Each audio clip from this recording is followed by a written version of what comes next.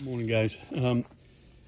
So this is the new step that I put on the truck, and actually, what it is it's a ramp. It's a 2,000-pound ramp that I got at Harbor Freight for I think it was $98, because to buy full length running boards for this thing is very expensive, as they are for any vehicle.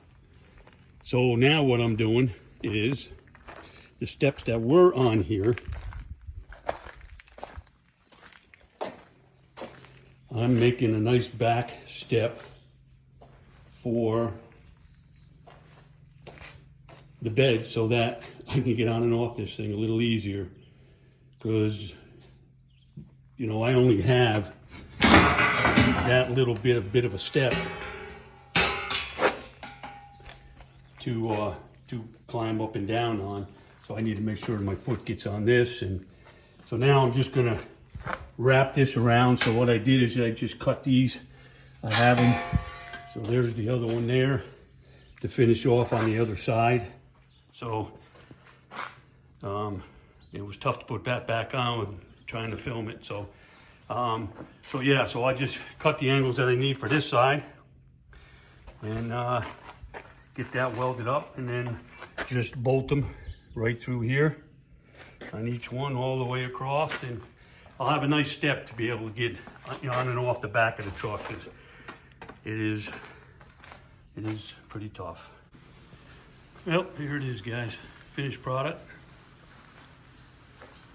Come out better than I ever could imagine. Looks really good. I just got to figure out the hitch, which I have so much extensions and stuff. I'm sure I could come up with something. Yeah, there it is. Looks great.